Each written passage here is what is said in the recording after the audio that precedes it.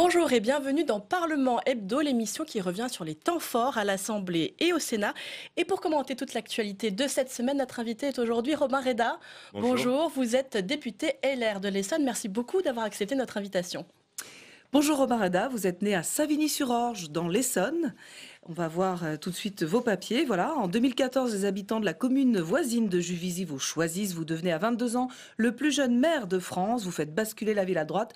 Et 3 ans plus tard, vous entrez ici à l'Assemblée, député Les Républicains de l'Essonne. En juin dernier, vous quittez le parti Les Républicains dans le sillage de Valérie Pécresse, qui a fondé son mouvement libre et qui dénonce alors un parti cadenassé. C'était juste après la démission de Laurent Wauquiez. Alors aujourd'hui, Robin Reda, c'est Christian Jacob qui est à la tête des Républicains. Est-ce que vous considérez toujours, comme Valérie Pécresse à l'époque, que la refondation de la droite ne peut pas se faire à l'intérieur du parti ? Je crois que la refondation de la droite aura besoin des Républicains, mais que les Républicains ne peuvent pas porter aujourd'hui seuls la refondation de la droite, parce que la droite, elle a différentes composantes idéologiques. Les Républicains représentent plutôt la frange conservatrice de la droite, vous êtes où ? qui est respectable. Moi, avec Valérie Pécresse, on a souhaité fonder une droite moderne, c'est-à-dire une droite qui ne renie pas ses valeurs, qui ne renie pas son socle, qui est forte sur les valeurs régaliennes, sur l'autorité de l'État par exemple, mais qui est aussi beaucoup plus moderne et beaucoup plus en phase avec son époque, parce que c'est ce qu'attendent les Français.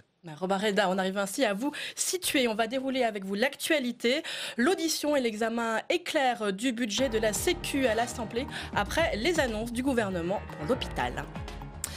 En pleine grogne universitaire, le gouvernement rabote les crédits pour la vie étudiante. Explication dans la deuxième partie de cette émission. Et puis l'Assemblée a achevé l'examen du projet de loi consacré à l'engagement local. Le texte fait l'objet de frictions entre députés et sénateurs.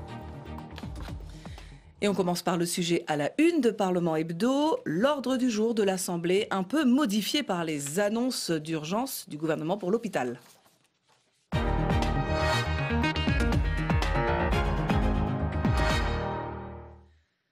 Rallonge budgétaire, prime pour les soignants, reprise partielle de la dette. Une partie des mesures du gouvernement pour sauver l'hôpital seront mises en œuvre dès cette année dans le budget de la Sécu par le biais d'un amendement. Audition éclair de la ministre de la Santé devant les députés pour expliquer le calendrier. Fanny Daye.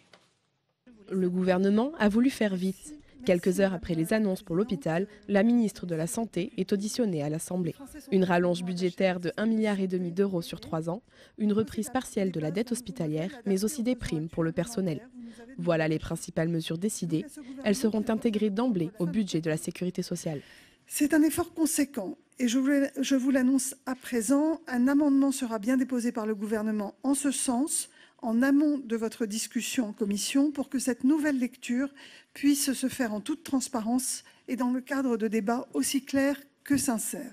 Avec ce troisième plan, le gouvernement espère calmer la crise qui secoue l'hôpital public depuis le mois de mars. Le groupe Mouvement démocrate et apparenté salue l'effort budgétaire historique que le gouvernement vient d'annoncer pour soutenir l'hôpital public. Pour l'opposition, le compte n'y est pas. La droite qualifie ces mesures de rafistolage à court terme. Que ça paraît davantage être du rafistolage que l'ambition que j'appelais de mes voeux. Je considère, en l'état de vos observations, que ce n'est pas un plan de refondation du système de santé, c'est un plan d'apaisement de la colère. Vous me direz que vous héritez d'une situation ancienne, que vous n'y êtes pour rien, je connais cette chanson, mais aujourd'hui, vous êtes aux manettes et votre réponse, désolé, très insatisfaisante. Agnès Buzyn répond vertement. C'est le quinquennat précédent qui a aggravé la dette hospitalière comme jamais. Donc il faut arrêter. Vous pouvez considérer que c'est insuffisant, mais me dire qu'on a perdu du temps et que vous avez un plan ambitieux pour l'hôpital public avec ce qui a été fait depuis 5 ans, je trouve que quand même c'est fort de café. J'étais à l'hôpital public pendant que vous étiez aux affaires. Je l'ai vu, moi, la dégradation. Je l'ai vu. Dans la soirée, la Commission des affaires sociales a voté pour l'intégration de ces mesures d'urgence au projet de loi de financement de la sécurité sociale. Ce budget pour 2020, amendé, sera examiné dès lundi dans l'hémicycle.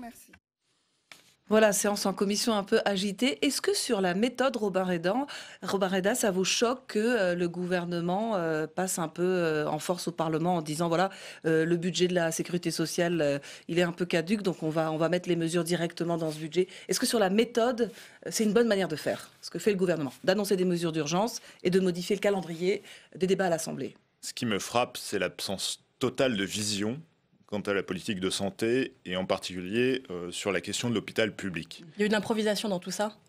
C'est le flou artistique le plus total. On navigue totalement à vue sur la question de l'hôpital. Pourquoi ?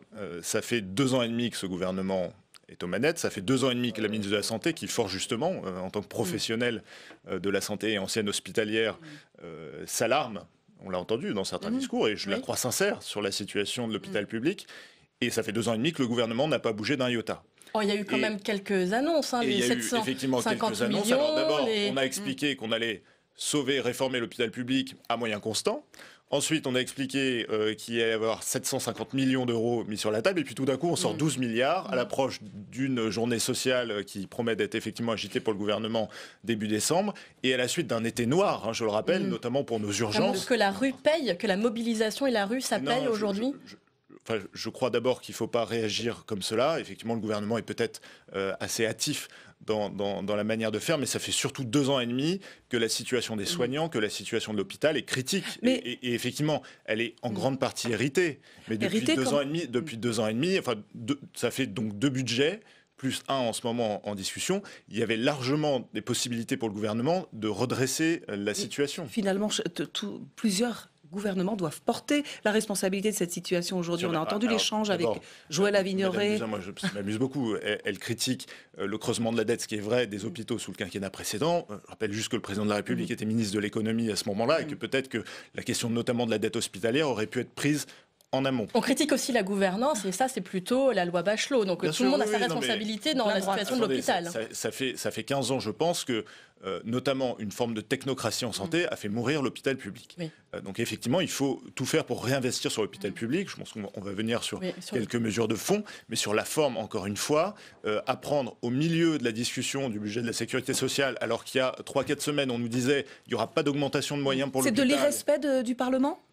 C'est ne pas respecter les parlementaires. C'est une absence totale de lucidité de ce qui se passe dans nos territoires. Vous savez, que ce soit en milieu urbain, comme chez moi, où des hôpitaux, je pense à l'hôpital de Juvisy-sur-Orge, est voué à la fermeture depuis des années alors qu'il dessert un bassin de santé de 200 000 habitants, ou dans des milieux plus ruraux, où on sait bien que la disparition d'un hôpital fait disparaître notamment l'offre de soins, mais aussi des emplois locaux. Tout cela est une réalité de nos territoires qui a tardé à être prise en compte. Romain Reda, effectivement, un place au fond des mesures de ce plan d'urgence. Lors de la séance des questions d'actualité au Sénat, mercredi, la droite a attaqué le gouvernement, jugeant que son plan n'est pas à la hauteur. Écoutez cet échange. Ils attendaient, les professionnels de santé, un plan de sauvetage. Ils n'ont eu que du rafistolage. Pourquoi, Monsieur le Premier ministre, n'avez-vous pas fait le choix d'une réforme en profondeur de l'hôpital ? Mettre sur la table, sur les 3 ans qui viennent, 1,5 milliard d'euros d'argent neuf, frais, y ajouter à ces 1,5 milliard d'euros les 450 millions, ou plus exactement les 150 millions annuels pendant 3 ans pour financer de l'investissement médical. Nous avons décidé d'opérer une reprise de dette. Je n'ai pas le souvenir qu'une telle reprise de dette ait été couramment réalisée dans le cadre de l'hôpital public. 10 milliards de dettes en 3 ans, c'est massif. Sur l'ampleur de ce plan, vous, de quel avis êtes-vous ? On entend rafistolage du côté du président de la Commission des Affaires sociales du Sénat, et de l'autre côté, Édouard Philippe qui dit que c'est un plan massif. Est-ce que vous jugez que les moyens mis au service de ce plan sont suffisants ? D'abord, je crois qu'il faut mettre effectivement des moyens pour l'hôpital public. Et là, est-ce qu'ils sont suffisants ? Et c'est un homme de droite qui vous le dit. Je crois que l'hôpital public, la santé, c'est aujourd'hui une des missions principales de l'État régalien, au même titre que la sécurité ou la défense. La santé de nos concitoyens, c'est quelque chose qui doit être piloté, pris en charge, principalement par l'État. Alors, est-ce que le gouvernement a mis assez d'argent sur la table ? Je crois que c'est en effet une perfusion qui est proposée aujourd'hui, parce qu'il n'y a pas de réforme profonde de l'hôpital. Il faut effectivement des moyens supplémentaires, mais il faut aussi repenser l'hôpital, parce qu'il y a des moyens très importants en France pour la santé. On consacre 11% de notre PIB aux dépenses de santé. Donc on ne peut pas dire que la France dépense peu pour sa santé. En revanche, on a bien vu qu'il y avait un gaspillage de l'argent à l'hôpital. Pourquoi il y a un gaspillage ? D'abord parce qu'il y a beaucoup d'hôpitaux qui sont vétustes, et qui dit matériel vétuste, locaux vétustes, dit consommation d'énergie. Donc il faut investir pour rénover tous ces locaux. D'autre part, on a des rigidités de statut d'abord de la fonction publique hospitalière, et ensuite on a des problématiques RH dans les hôpitaux, un poids administratif très lourd au détriment parfois des soignants. Donc ce que je veux dire par là, c'est que si on ne fait pas une réforme globale de ce que sont les hôpitaux, de la manière dont ils fonctionnent, cet argent il continuera à tourner. et à produire non pas de meilleure qualité de soins, mais à perfuser un hôpital public à bout de souffle.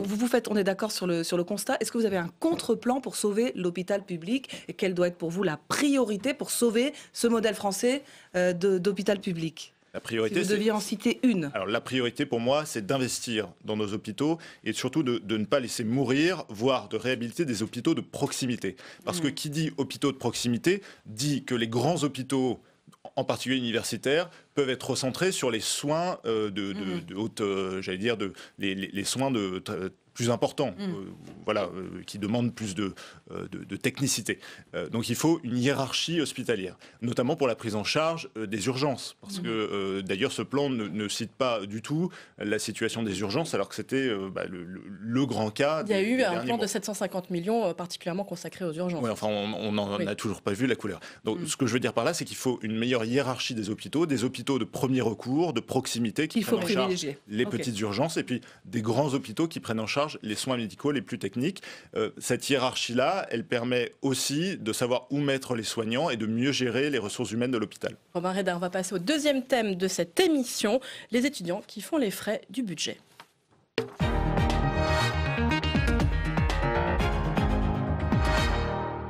Le Parlement a bouclé cette semaine le budget 2019. Parmi les ajustements de fin d'année, il en est un qui passe mal, la suppression de 35 millions d'euros réservés au financement de la vie étudiante.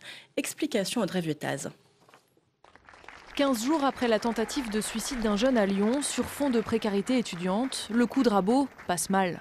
Pour boucler son budget 2019, le gouvernement supprime 35 millions d'euros de crédits réservés au financement de la vie étudiante et des bourses. Ils auraient dû servir à rénover des résidences étudiantes ou à créer des dispensaires de santé sur les campus. Le gouvernement s'explique. Certes, ces crédits vie étudiante sont supprimés, mais d'autres sont gardés. Ça nous permet de payer les bourses, les traitements de personnel, assurer le bon fonctionnement des Crous et financer les aides dont peuvent bénéficier les étudiants. Il n'empêche, pour les sénateurs, il ne faut rien toucher. Sur proposition des groupes socialistes et communistes, le scrutin est ouvert. Ils votent contre le coup de rabot. Oui, mais voilà, à l'étape d'après, la commission mixte paritaire, composée de 7 députés et 7 sénateurs, supprime les fameux 35 millions d'euros. Leur explication, la somme est minime comparée à tout ce qui est fait par le gouvernement pour les étudiants. La garder ne serait que démagogie. Réponse incompréhensible pour Pierre Ouzoulias. Il y a une forme de double langage parce que dans l'hémicycle, on a bien vu qu'il y avait un consensus pour dire qu'en effet, compte tenu de la situation des étudiants des universités, c'était important de faire un geste politique et de restituer à l'enseignement supérieur ces 35 millions. Nous étions d'accord. Donc ce qui s'est passé ensuite en commission mixte paritaire, je ne l'explique pas. La pilule passe mal, d'autant que les crédits réservés au patrimoine sont, eux, conservés. Ce qui est engagé pour la sauvegarde d'un monument historique peut l'être aussi pour une université, surtout que vu l'état de délabrement des universités, parfois ça ressemble à un monument historique aussi. C'est un patrimoine en péril, l'université. Si les choses sont actées pour 2019, le gouvernement promet qu'en 2020, le budget de la vie étudiante augmentera de 70 millions d'euros. 35 millions d'euros qui ont donc été supprimés au budget des étudiants pour 2019. C'est parce qu'ils n'avaient pas été consommés, Robin Reda. Mais c'est quand même très ironique de se dire qu'on a fait donc, des économies, qu'il reste de l'argent à la fin de l'année 2019 et qu'en même temps, il y a autant d'étudiants dans des situations de précarité alarmante.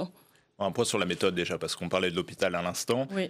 C'est un petit peu la même question, si vous voulez. Il faut qu'avec les Français, nous regardions maintenant ce que le gouvernement fait de notre argent. Parce qu'il y a les effets d'annonce, notamment au moment du vote du budget, on augmente les crédits, on augmente les moyens, on va mettre tant et tant de millions ou de milliards sur la table pour tel ou tel secteur, et puis à la fin, ce qu'on en a fait. Oui. C'est ça qui compte, finalement, ça va assez vite, mais c'est loin de finances évidemment ça qui compte, c'est médiatiquement parfois moins mis en avant, notamment par le gouvernement, parce que c'est ça qui solde le bilan. Et notamment sur la vie étudiante, ça veut dire qu'il y a un an, au moment du budget, on avait été ambitieux sur la vie étudiante, qu'on avait fait pour certains confiance au gouvernement en disant il y aura des moyens qui seront mis pour les étudiants. Et puis finalement, on voit bien que le gouvernement s'arrange pour avoir quelques crédits de réserve pour l'année d'après et puis reporte finalement un certain nombre soit de travaux de rénovation, soit d'aides aux étudiants. Par exemple, on constate effectivement sur les aides aux étudiants que chaque année, il reste 15 millions sur l'aide d'urgence. C'est aussi parce que les étudiants ne savent pas que ça existe. Quand même, on marche un peu sur la tête. Quand la ministre propose un numéro vert pour tous les étudiants, vous pensez que ça peut suffire pour que tous les étudiants sachent qu'on peut avoir recours à ce type d'aide? Vous savez, la vie étudiante, c'est le moment de l'autonomie. Ouais. Et cette autonomie, elle est plus ou moins complexe à conquérir pour certains, parce que quand on est étudiant, on sort du lycée où les choses étaient plus cadrées. On est parfois loin de sa famille parce qu'on part étudier dans des grandes villes. Et donc, il faut apprendre à se débrouiller seul, avec un quotidien qui est évidemment pas facile. Je crois que le quotidien de tous les étudiants, on est nombreux à l'avoir connu, c'est évidemment pas quelque chose de toujours très, très agréable, mais pour autant il y a un parcours d'autonomie à construire, et je crois que notamment s'agissant des aides aux étudiants, il faut effectivement renforcer l'information. L'information, elle est clé. L'information, elle passe par les universités, elle passe par les associations et les syndicats étudiants, et elle passe évidemment par le gouvernement, et ce serait très cynique de mettre en place des moyens et puis de ne pas inciter les étudiants à les consommer ou à en bénéficier. Qu'est-ce que vous pensez de la manière dont le gouvernement s'y prend pour s'adresser aux étudiants, et notamment Emmanuel Macron qui était ce jeudi à Amiens? Est-ce qu'il s'y prend bien? J'ai vu les interventions d'Emmanuel Macron à Amiens devant les étudiants, parfois un peu sec avec ce qu'ils vivent. Alors, ce qu'on ne peut pas nier, c'est qu'il y a évidemment des associations, et ça a toujours existé, qui instrumentalisent un peu la situation de certains étudiants. Mais là, il y a une sorte de confrontation directe. Avant les élections de fin novembre, vous pensez qu'il y a une instrumentalisation de la grogne? Ça existe, et moi je ne suis pas dupe de l'agitation politique que l'on peut faire autour de la question des universités. Ce qui m'intéresse, c'est la situation des étudiantes et des étudiants de manière individuelle, et la manière dont on les aide à s'en sortir, à faire des études correctement, à trouver éventuellement un job étudiant à côté, et puis à les aider à se loger et à se nourrir, les besoins élémentaires d'un étudiant. Et effectivement, si le gouvernement détourne la tête de cette grande cause nationale, pour moi, eh bien c'est assez cynique, parce qu'on a les moyens de le faire. En tout cas, on les a votés, donc je ne vois pas pourquoi on ne les aiderait pas. Gabriel Attal et puis ensuite Frédérique Vidal ont reçu tout de même les étudiants, mais ils n'annoncent finalement pas vraiment de moyens supplémentaires. Ils parlent beaucoup du revenu universel d'activité, c'est comme un projet de très long terme. Est-ce que pour vous, ça peut être une solution justement bien pour lutter contre la précarité étudiante? Oui, c'est un des instruments. Une piste. Mais aujourd'hui, la première précarité étudiante, c'est le logement. Et notamment s'agissant du logement, la baisse brutale des aides au logement en début de quinquennat a fait beaucoup de mal. C'est un boulet qui traîne, a dit Emmanuel Macron. Au pied d'Emmanuel. Bien sûr, mais ça a été un symbole fort, pas que pour les étudiants d'ailleurs, parce que évidemment qu'il faut repenser probablement la manière dont on loge les étudiants et les Français, et la manière dont on dépense de l'argent, alors que certains ont toujours du mal à se loger. Mais la manière brutale et le coup de rabot qui a été fait au début du quinquennat n'a pas aidé à rétablir un lien de confiance entre les organisations étudiantes, entre les étudiants et le gouvernement. On va passer au troisième thème de cette émission. Robin Reda, l'Assemblée a achevé ce jeudi la discussion du projet de loi examiné pour répondre au malaise des maires.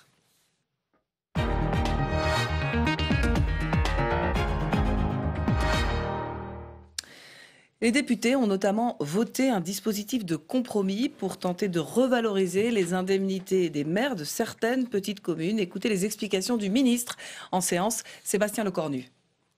Moi, je vous propose de garder cet esprit dans lequel il n'y a pas d'augmentation automatique des élus, puisque bon nombre de nos collègues élus locaux sur le terrain nous disent « je ne demande pas forcément à être augmenté ». Il faut savoir aussi l'entendre, à la fois collectivement, nous voulons leur bien, pour être un peu générique, et nous souhaitons pouvoir mieux les indemniser, mais certains, pour tout un tas de raisons sur lesquelles je ne rentrerai pas dans le détail, des situations personnelles, des situations politiques, des situations géographiques, des situations de cumul, de non-cumul, de retraite, de pas de retraite, bref, autant de situations locales qui les regardent, évidemment. Je pense qu'il est bon de ne pas prévoir d'automaticité. Pas d'augmentation automatique comme le voulait le sénateur, mais la mise en place d'une grille de rémunération. Vous étiez en séance, Robin Reda. Est-ce que ce dispositif est satisfaisant? Et finalement, c'est bien la preuve qu'un compromis entre députés et sénateurs est possible, non? Pour moi, c'est une méthode désastreuse. Pourquoi? Je vais vous expliquer. Parce que quand on est maire d'une petite commune de moins de 3500 habitants, on a une rémunération brute qui est entre 600 € et 1600 €, en fonction de la strate de la commune, par tranche de 500 habitants. Pour un travail qui, pour les petites communes, le travail de maire est parfois plus important, en tout cas plus direct que le travail de maire d'une grande commune. Parce que quand vous êtes maire d'une petite commune, vous avez moins de personnel pour vous aider. Moins de structure. moins de structure, vous devez faire beaucoup plus de choses par vous-même. Parfois plus de dépenses. Comme vous êtes plus faiblement payé, vous devez aussi continuer à travailler souvent à côté, si vous n'êtes pas retraité, pour pouvoir avoir un niveau de vie décent. Et vous gagnez moins que la plupart des cadres de votre collectivité.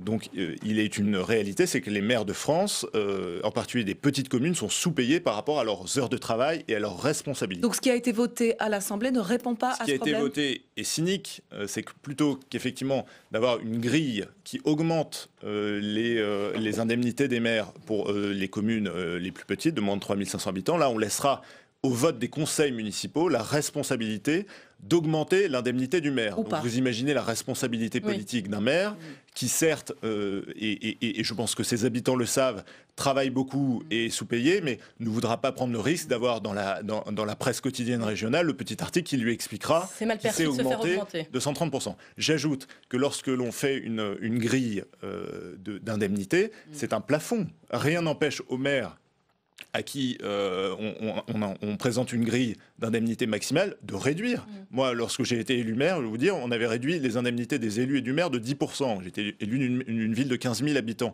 Donc rien n'empêche par rapport à une grille de réduire son indemnité. Par ailleurs, ce qui est cynique aussi, c'est que c'est les communes qui payent l'indemnité du maire. Et pas l'État, comme le demandait le Sénat. Quand vous avez une commune de 500 habitants, eh bien, le maire devra arbitrer entre augmenter de quelques euros son indemnité ou refaire la poubelle de telle ou telle rue. Donc vous voyez bien qu'on est en train de mettre les élus locaux et en particulier les maires dans une situation inconfortable. Donc ce n'est pas du tout satisfaisant pour vous. En tout cas, la discussion sur ce texte a donné lieu à un véritable bras de fer entre les deux chambres du Parlement. Les sénateurs, rappelons-le, avaient voté le texte modifié à l'unanimité et ne sont donc pas du tout contents de la version qui est sortie de l'Assemblée, notamment de la version qui était sortie de la Commission. On va refaire le film de la semaine avec Jérôme Rabier. Une adoption sénatoriale à l'unanimité, moins 2 voix, des sourires et des formules de politesse pour saluer un dialogue fructueux. Et pourtant, un mois après le vote du projet de loi Engagement et Proximité par la Chambre haute, le climat n'est plus du tout au beau fixe entre le Sénat et la majorité gouvernementale sur ce sujet. En cause, l'examen en commission des lois à l'Assemblée où les députés sont revenus sur plusieurs points. Elle est revenue sur le transfert facultatif de l'eau et assainissement et surtout sur ce qui est très attendu par les élus locaux, c'est on ne fait pas de nouvelles révolutions, mais on permet à chacun de s'adapter et de transférer des compétences à la carte. Au Congrès des maires de France, les sénateurs ont reçu le soutien de nombreux maires dans ce bras de fer et en particulier à la tribune. Pourquoi faudrait-il encore systématiquement, en permanence, revenir sur des avancées qui satisfont la quasi-totalité des partenaires? Mais pour le ministre en charge des collectivités territoriales, les ajustements sont mineurs et visent à corriger des mesures mal rédigées ou financièrement trop coûteuses. La commission des lois a décidé de corriger un certain nombre de choses pour permettre aux députés dans l'hémicycle de le faire cette semaine. Enfin plus, les députés ne sont pas venus s'ingérer comme cela dans la discussion au Sénat et les sénateurs ne l'auraient pas permis. Donc les deux chambres vont trouver, comme elles en ont l'habitude d'ailleurs, la convergence qu'il va bien. Les sénateurs réclament à l'Assemblée de revoir sa copie en séance, faute de quoi il ne pourra y avoir d'accord en commission mixte paritaire. C'est la condition sine qua non d'un accord en CMP. La volonté, ça n'est pas d'avoir un texte à l'eau tiède qui, in fine, ne satisferait pas les élus locaux. La volonté du gouvernement d'arriver à une application avant le 31 décembre semble désormais s'éloigner, à moins que le Sénat hausse simplement le ton pour montrer aux maires réunis en congrès qu'ils restent leurs meilleurs défenseurs. Romain Reda, est-ce que vous croyez à un accord possible entre l'Assemblée nationale et le Sénat? Et puis, qu'est-ce que vous pensez de ce que dit Sébastien Lecornu? Le bicamérisme, ça marche dans les deux sens. Le Sénat n'a pas tellement à se mêler de ce que fait l'Assemblée lorsqu'elle travaille sur le texte. Oui, ce qui est incroyable, c'est que les députés de la majorité à l'Assemblée nationale ont réussi à briser la belle unanimité qui existait autour de la nécessité de ce texte. Parce que je crois qu'on quasiment adopté à l'unanimité au Sénat. On est tous favorables à un projet de loi qui améliore le quotidien des maires et qui les incite soit à se représenter, soit qui incite des nouveaux citoyens à devenir maires. C'est urgent à quelques mois des municipales. Évidemment, c'est urgent. Sauf que les questions principales ont été soit rabotées par l'Assemblée nationale, soit n'ont pas été abordées. Lorsqu'on parle de la présence du maire dans l'intercommunalité, il y a eu des ajustements techniques à la marge, mais rien sur les périmètres XXL des intercommunalités qui noient nos communes, nos villes, dans des grands ensembles qui sont mal identifiés par les citoyens. Sur les pouvoirs de police, le Sénat avait fait plein de propositions, notamment issues du rapport d'Arnaud. Oui. L'Assemblée nationale est revenue sur énormément de choses qui permettaient aux maires d'agir et d'agir contre ce sentiment d'impunité qui parfois gangrène nos villes. Parce que lorsque vous avez un débit de boisson, par exemple, qui ne ferme pas aux horaires où il devrait fermer, distribue de l'alcool sans licence, et que vous avez le maire qui est démuni face aux citoyens qui l'interpellent, face aux nuisances, et qui ne peut pas verbaliser, qui ne peut pas sanctionner sur le champ, eh bien vous avez une véritable rupture de confiance entre l'action politique et les citoyens. Et tout ça, enfin, les députés de la majorité sont revenus dessus. Donc ils ont raté l'objectif principal de ce texte, c'était quand même de plaire aux maires, de revaloriser la fonction. Vous dites c'est raté ? En tout cas, c'est largement insuffisant par rapport à ce que vivent les maires au quotidien. On a parlé des indemnités et un instant, on renvoie la responsabilité aux maires de s'augmenter eux-mêmes et d'en prendre la responsabilité politique. Sur les pouvoirs de police, évidemment, les maires doivent avoir plus de pouvoir sous le contrôle de l'autorité préfectorale pour pouvoir répondre aux situations qui leur sont posées, parce que sinon on a l'impression qu'ils sont totalement impuissants. Merci. Et derrière leur impuissance, c'est l'État qui paraît impuissant pour les citoyens. Ce sera le mot de la fin. Merci Robin Reda. Merci beaucoup d'avoir participé à cette émission. La semaine prochaine, notre invité sera Patrick Caner, le patron des sénateurs socialistes. Ciao, ciao.